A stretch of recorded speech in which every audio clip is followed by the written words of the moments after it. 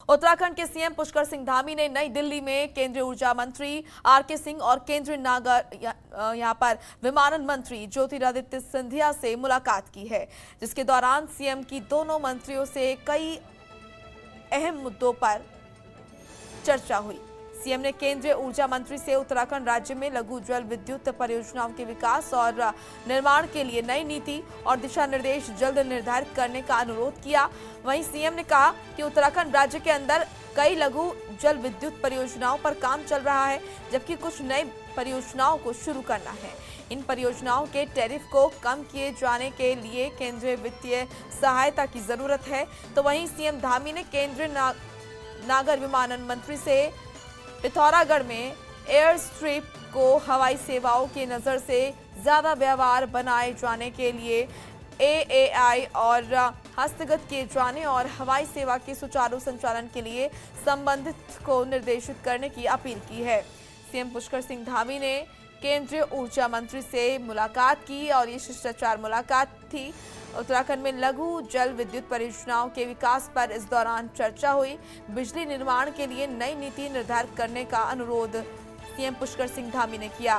Tariff को कम करने के लिए वित्तीय सहायता की भी जरूरत है। सीएम ने कहा कुंभ की ओवरहेड विद्युत लाइनों को भूमिगत करने का उन्होंने आभार भी जताया और हल्द्वानी की ओवरहेड विद्युत लाइनों को भूमिगत करने का आग्रह उन्होंने किया।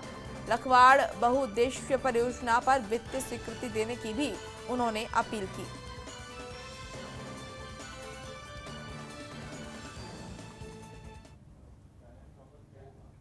दिल्ली दौरे के दौरान सीएम पुष्कर सिंह धामी ने एक प्रेस कॉन्फ्रेंस की, जिसके दौरान सीएम ने उत्तराखंड की जनता की सेवा करने का वादा किया। साथ ही सीएम ने सभी केंद्रीय मंत्रियों का भी आभार व्यक्त किया। साथ ही दिल्ली सीएम केजरीवाल के फ्री बिजली के वादे को लेकर कहा कि उत्तराखंड में जनता को 24 घंटे बिजली दी जा रही है। इसी के साथ सीएम ने कांवड़ यात्रा को लेकर कहा कि किसी की जान को खतरे में डालकर कांवड़ यात्रा शुरू नहीं की जा सकती और भगवान भी नहीं चाहेंगे कि कोई अपनी जान जोखिम में डालकर यात्रा करे।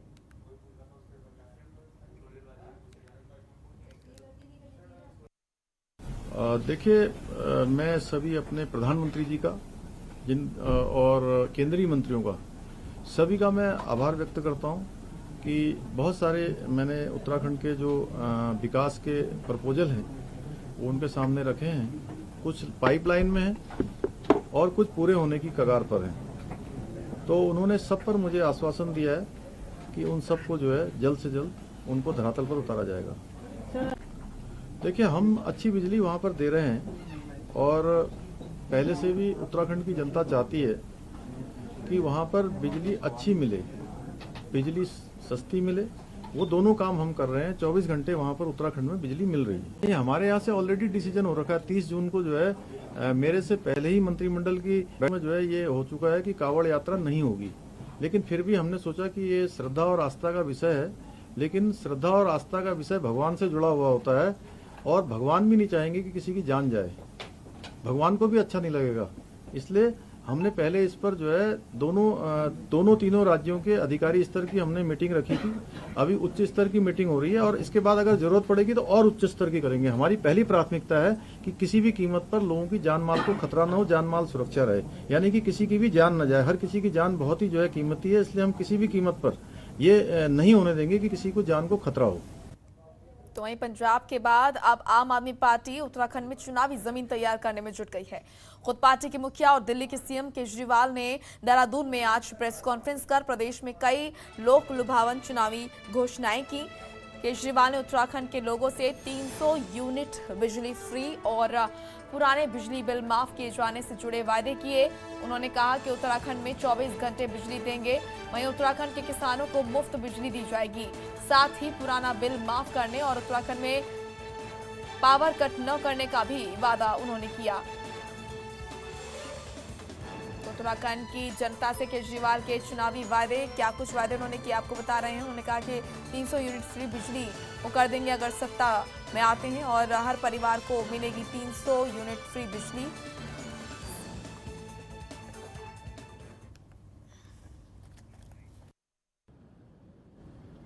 आज मैं खासकर बिजली के क्षेत्र में 4 बातों की गारंटी देके जा रहा हूं और मैं ये बता दूं, हमारा मैं जो कहता हूं वो चुनावी जुमला नहीं होता।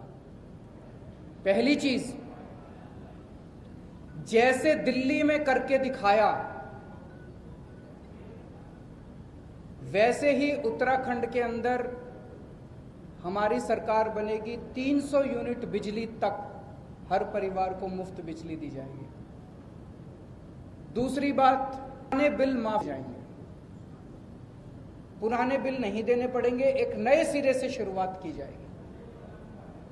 तीसरी चीज, कोई पावर कट नहीं लगेगा। दिल्ली में करके दिखाया हमने। उत्तराखंड में 24 घंटे बिजली देंगे। उत्तराखंड के नेताओं ने और उत्तराखंड के पार्टियों ने उत्तराखंड को बर्बाद करने में कोई कसर नहीं छोड़ी।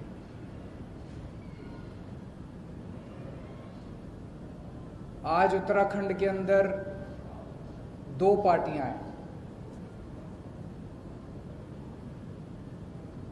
तो जैसे चक्की होती है, चक्की के 2 पार्ट होते हैं, उन चक्की के 2 पार्टों के अंदर दाने पिसते हैं, ऐसे इन 2 पार्टियों के बीच में उत्तराखंड और उत्तराखंड की जनता पिस रही है पिछले 20 साल से। उत्तराखंड में दिल्ली के मुख्यमंत्री केजरीवाल के दौरे को लेकर सियासत का माहौल जो है वो गर्म हो गया है। वहीं बीजेपी के राष्ट्रीय प्रवक्ता और राज्यसभा सांसद अनिल बलूनी ने सीएम केजरीवाल पर हमला किया और हमला बोलते हुए उन्होंने कहा कि जिस तरह आम आदमी पार्टी उत्तराखंड में फ्री बिजली देने की बात कर रही है और तमाम तरह के झूठे घोषणाएं यहां पर की जा रही है, क्या वो दिल्ली में पूरी हुई है? क्या दिल्ली में बिजली पर आम आदमी पार्टी यहां पर सारे चार्ज नहीं लेती है? और साथ ही उन्होंने कहा कि सीएम केजरीवाल ने सरकार बनने से पहले कहा था कि दिल्ली में मोहल्ला क्लिनिक होंगे, कहाँ हैं वो? दिखाई नहीं देते। ये आप कोरोना काल में भी झूठे वादे और झूठी घोषणाएं कर रही है। इसी के साथ उन्होंने आगे कहा कि ये देवभूमि है, ये झूठों के लिए कोई जगह यहाँ पर नहीं है और इसीलिए केजरीवाल जी आपकी दाल उत्तराखंड में नहीं गलने वाली।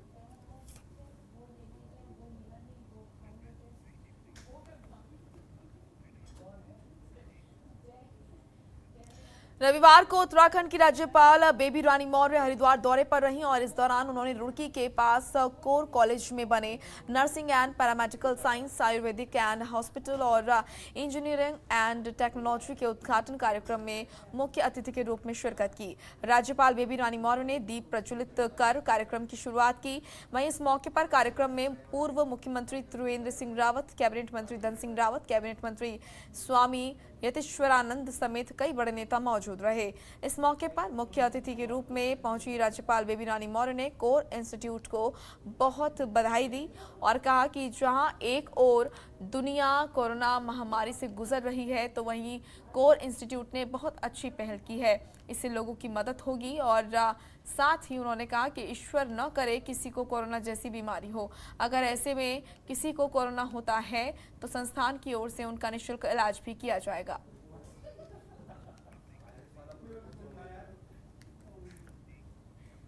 चलिए रुक करेंगे बड़ी खबर का। बड़ी खबर आ रही है, सीएम पुष्कर सिंह धामी अब पूरे प्रदेश का भ्रमण करेंगे और उनकी कोशिश होगी कि सरकारी योजनाओं का लाभ हर जरूरतमंद के घर तक पहुंचे। तो ये बड़ी और अहम खबर, सीएम पुष्कर सिंह धामी करेंगे पूरे प्रदेश का भ्रमण।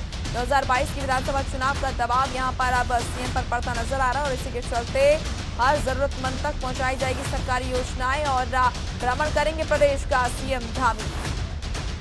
संगठन और सरकार के स्तर पर इसकी कार्य योजना पर मंथन शुरू हो गया है। सीएम ने तय किया है कि शासन की व्यवस्था जमाते ही वो फील्ड में उतर जाएंगे। उन पर 2022 के विधानसभा चुनाव का दबाव है। संगठन और सरकार के स्तर पर इसकी कार्य योजना पर मंथन शुरू हो गया है। वहीं 12 जुलाई को बीजेपी को प्रदेश मुख्यालय में प्रदेश पदाधिकारियों की कैबिनेट यहाँ पर बैठक जो है वो बुलाई गई है और साथ ही 13 जुलाई को प्रदेश की सभी 7 मोर्चों के पदाधिकारियों की बैठक होगी। सीएम पुष्कर सिंह धामी करेंगे पूरे प्रदेश का भ्रमण। सीएम 2022 के विधानसभा चुनाव के को लेकर तैयारियां कर रहे हैं और हर जरूरतमंद तक पहुंचाई जाएगी सरकारी योजनाएं। सरकार के स्तर पर कार्य योजना पर मंथन शुरू हो गया है। तो ये बड़ी और अहम खबर, सीएम धामी प्रदेश का भ्रमण करेंगे।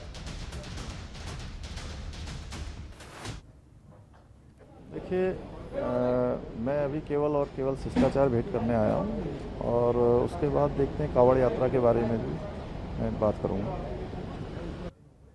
चलिए अब खबर हरिद्वार से, जहां पर कुंभ मेले में कोविड टेस्टिंग के फर्जीवाड़े में जल्द होगा खुलासा। अंतिम चरण में कोविड टेस्टिंग के फर्जीवाड़े की जांच होगी। 7,000 लोगों के सत्यापन में मिली अनियमितताएं, प्रशासन की ओर से जल्द शासन को सौंपी जाएगी रिपोर्ट। जांच रिपोर्ट फाइनल होते ही कई लोगों के खिलाफ एफआईआर हो सकती है दर्ज। 11 लैबों से 2.5 लाख श्रद्धालुओं की जांच करने का किया गया था दावा। तो ये बड़ी और अहम खबर आपको बता दें कि कोरोना की जांच को लेकर, फर्जीवाड़े को लेकर रिपोर्ट जो है उसको तैयार किया जा रहा है और 11 लैबों से 2.5 लाख श्रद्धालुओं की जांच करने का इसमें दावा किया गया था। और अब इस पूरे मामले की जो जांच रिपोर्ट है उसके आधार पर कार्रवाई की जाएगी। कुंभ मेले में कोविड टेस्टिंग के फर्जीवाड़े में जल्द होगा खुलासा। चलिए देहरादून से बड़ी खबर, उत्तराखंड से इस वक्त की बड़ी खबर आ रही है। इस एक हफ्ते के लिए और बढ़ाया जा सकता है लॉकडाउन। आपको बता दें कि प्रदेश में कोरोना केस कम होने के बाद भी बढ़ सकता है लॉकडाउन। सरकार कोरोना को लेकर नहीं बरतना चाहती है कोई ढिलाई। एक हफ्ते का लॉकडाउन बढ़ाने पर सरकार कर रही है विचार।